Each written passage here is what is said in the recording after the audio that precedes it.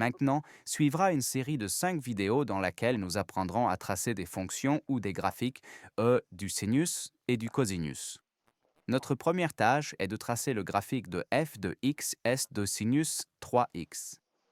Eh bien, tout commence avec cette première fonction de base, qui est f de x est sinus x. D'abord, nous devons connaître les propriétés de cette fonction et comment la dessiner. Alors, mettons-la dans notre système de coordonnées, n'est-ce pas? Nous voyons que sur l'axe y, nous avons ainsi 0, 1, 2, moins 1, moins 2. Cela suffira amplement pour nos besoins. Et sur l'axe des x ou sur l'axe des abscisses, nous avons, eh bien, pi sur 2, pi sur 3, pi, et ainsi de suite. Donc sinus x commence à 0. Et son premier maximum est à pi sur 2. Ainsi, à pi sur 2, n'est-ce pas? Si ceci est pi, pi sur 2 est au milieu et à 1. Ensuite, son prochain 0 est à pi. Le minimum est ensuite à 3 pi demi, et si d'abord nous relions cette première partie, nous avons obtenu cette première partie de la courbe, n'est-ce pas? Et puis, nous continuons cela à travers tout le graphique. Je vais essayer de le dessiner aussi joliment que possible ici. Donc, c'est maintenant la fonction de base sinus x. Disons où sont les zéros, c'est-à-dire les zéros de cette fonction. Donc, en x est kpi, n'est-ce pas? Nous voyons. Ici, il y a 1, 2, 3, 4. Cela signifie que les zéros sont en x sk fois pi, les maximums. Ce sont ces points, on peut dire les sommets de cette fonction. Ils sont à en voie 1, pi sur 2, c'est-à-dire les maximums sont à pi sur 2 plus k de pi. Il faut toujours écrire cette composante périodique pour ces sinusoïdes, n'est-ce pas? Car elle se répète. Ici, par exemple, pi sur 2. Ensuite, ceci est, qu'est-ce que c'est? 1, 2, 3, 4, 5 pi sur 2. Les minimums, de l'autre côté, sont exactement à l'opposé des maximums. Si ce sont les maximums, les minimums sont les creux de notre fonction. Donc, minimum. Quel est le premier minimum? On écrit toujours d'abord le premier minimum, puis la composante périodique. Donc, si c'est une moitié, deux moitiés, trois moitiés, ici, nous voyons que le minimum est notre premier minimum et se répète avec la même période. Bon, maintenant nous allons dessiner. Sinus 3x,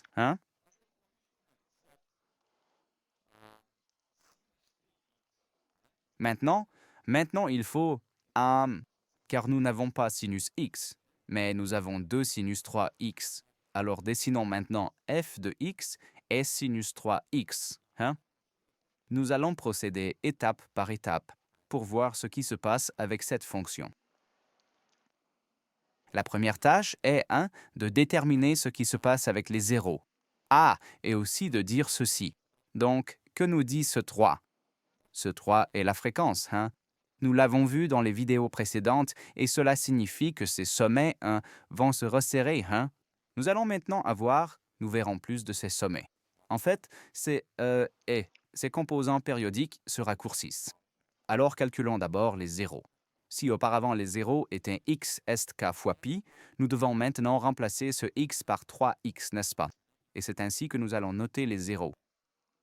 Les zéros seront 3x est k pi.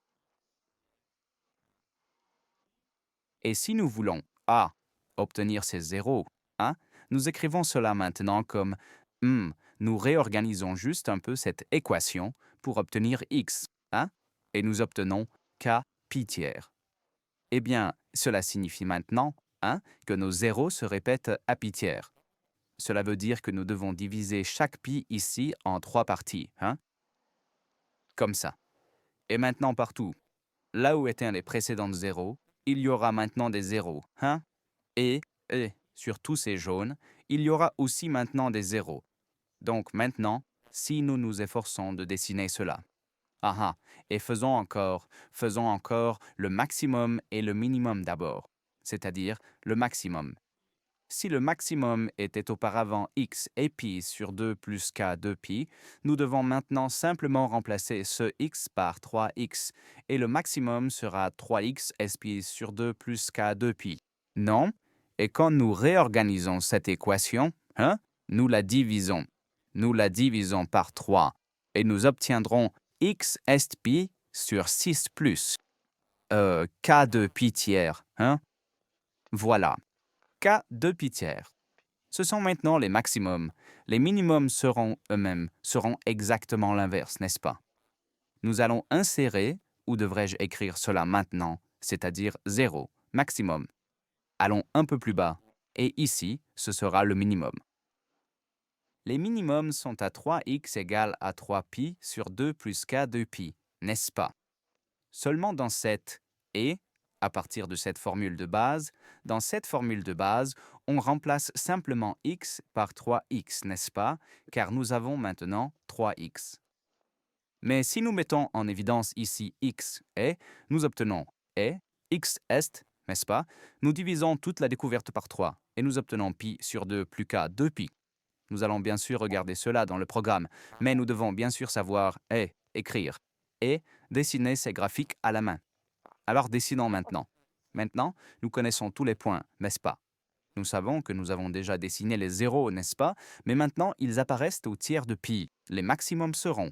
Le premier sera à pi sur 6, n'est-ce pas? C'est-à-dire le premier sera entre ce 0 et ce 0, n'est-ce pas? C'est-à-dire entre chaque 0.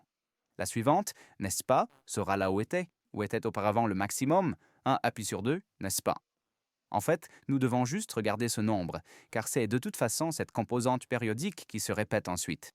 Donc, cela maintenant, n'est-ce pas, ressemble à ceci. C'est-à-dire que c'est très pointu. Ces maximums et minimums sont très aigus, donc nous voyons.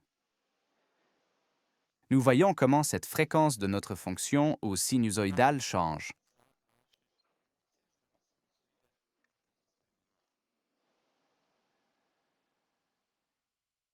Ah, ici. Ici, je me suis un peu égaré, n'est-ce pas? Il faut vraiment dessiner cela avec précision. Comme ça, je pense que ce sera suffisant, n'est-ce pas? Que c'est suffisamment clair pour montrer ce qui s'est passé maintenant avec notre fonction. Mais ce n'est pas tout, n'est-ce pas?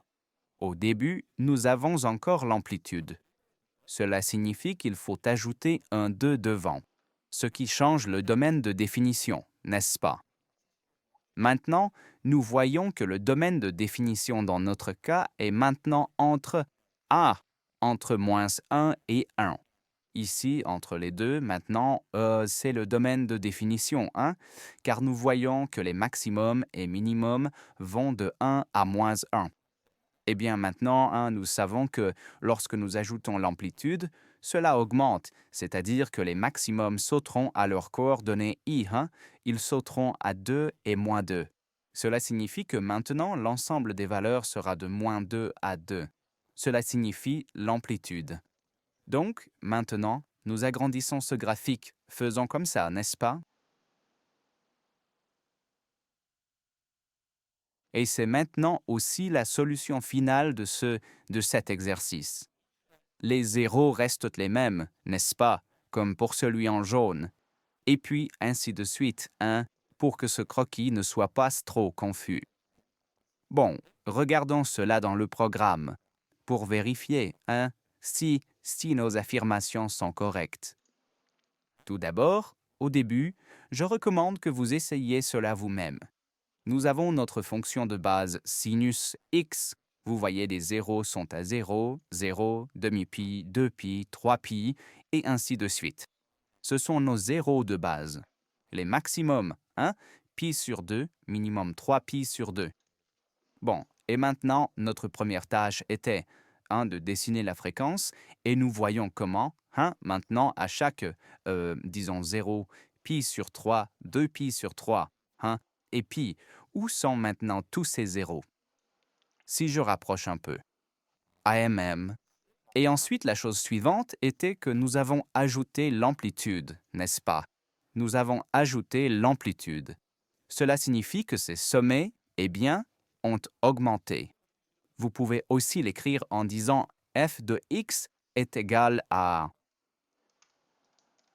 un sinus bx et ajouter les deux variables, hein? Et puis vous changez ces valeurs, hein? Chez nous, A est par exemple 2. Nous voyons comment l'amplitude change, B est 3, n'est-ce pas? Et nous voyons comment la fréquence change. Donc, je recommande d'essayer de jouer un peu avec cela vous-même, car en jouant avec ces fonctions, on peut vraiment bien apprendre et à dessiner ces différents graphiques.